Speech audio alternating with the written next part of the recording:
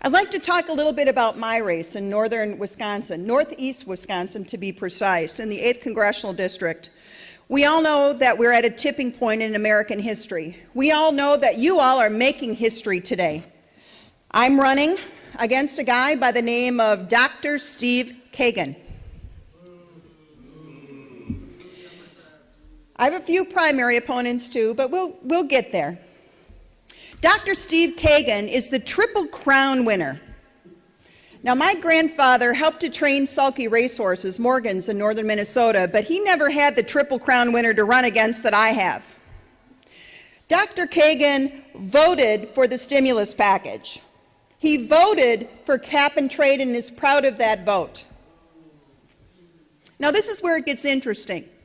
As he was holding teletown conference meetings in the 8th Congressional District, not knowing how he was going to vote, he didn't know how he was going to vote, but his colleagues in Washington on the U.S. House floor were telling me that he was arm twisting to get everybody to step in line with the health care bill. And he was taking full responsibility for it on the House floor. Well, you know, when you've got a politician who says one thing and does another and doesn't have an Irish grandmother, there's only one exit that you can point, and that's the door.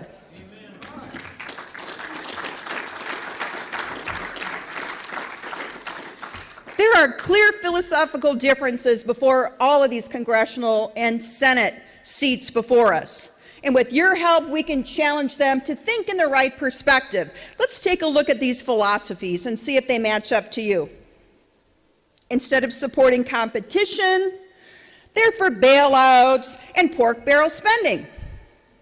Instead of supporting pro-growth policies, pro-free market competition policies, they're for tightening capital by printing and printing more and more money. Instead of opening the market for freedom, government giveaways to the Middle East to grow trees under the cap and trade that's been passed in the House, and a deficit of $14 trillion seems to make sense for all of the folks in Washington, D.C. Does it make sense for you? No. Let's take a look at the issues that we've been talking about all over northeast Wisconsin. One of them is the 10th Amendment. Yes, the people that I hope to represent not only read the Constitution, they quiz me on it. Isn't that a refreshing thought? The 10th Amendment was put in place by the founders who were extremely wise for one reason.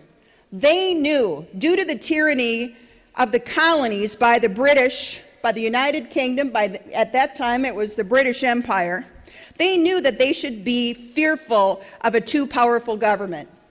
They knew that powers delegated to the states needed to be in place in order to protect their individual freedoms and liberties.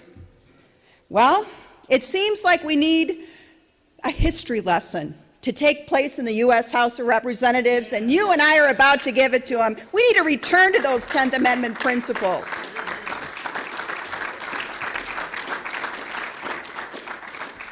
Another issue they talk about in northeast Wisconsin in the 8th Congressional District is sovereignty. Now, sovereignty can mean a whole lot of different things to a whole lot of different people.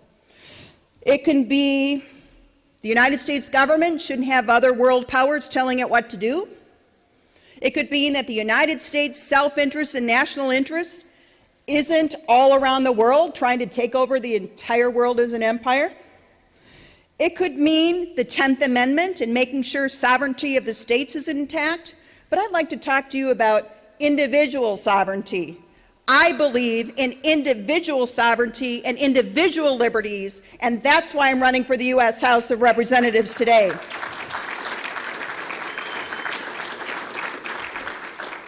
That means that every man, woman, child, and unborn child has the right to life, liberty, and the pursuit of happiness. That's what I'm talking about.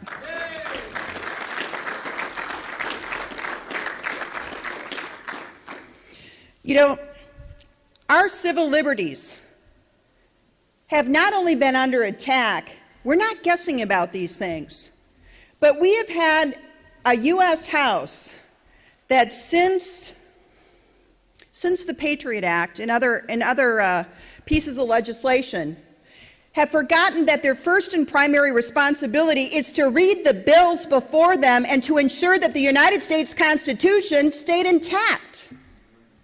They haven't. I pledge to all of you today, lovers of liberty and freedom, that I won't sign, pass, or do anything unless I've actually read the bill.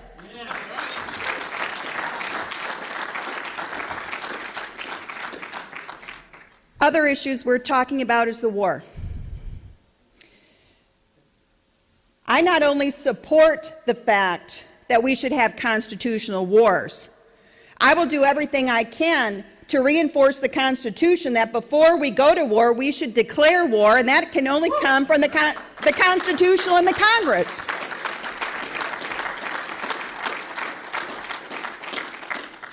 I'm concerned that our United States military is stretched over 130 countries. I'm concerned that when they come home, we're not standing with our military troops and our veterans that come home that need our support.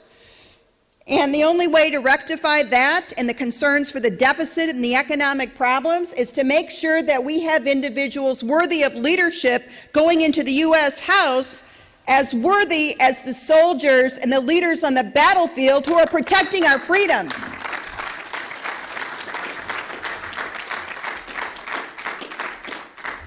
Now, you knew that we wouldn't get by this little discussion, even though I only have 15 to 20 minutes, without talking a little bit about health care.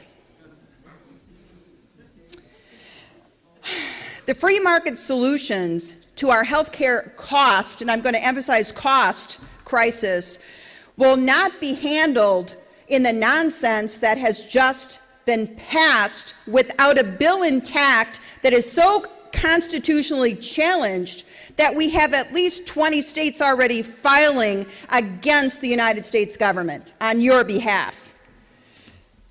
In 2002, just to give a track record so that you know what I say is going to match out what I've done. In 2002, in putting together that competitive prescription drug purchasing pool, we held hearings all over the state of Wisconsin to get ideas, so we could identify the problems. Those of you in private business, don't you identify the problems first before you charge in and try to do top-down management to tell everybody what to do? We all know that the best ideas come from the ground up. They don't come from the top down. Well, we were able to put together a competitive bid prescription drug purchasing pool, and because of politics, because that's the world we live in, it was only allowed to relate to 2% of the state employees. Do you know how much cost savings we had for 2% of the state employees with competition that works? $25 million. Can you imagine if it would go over 100% of state employees and all local governments, what competition would do to bring down the cost of prescription drugs under your tax-paying wallet?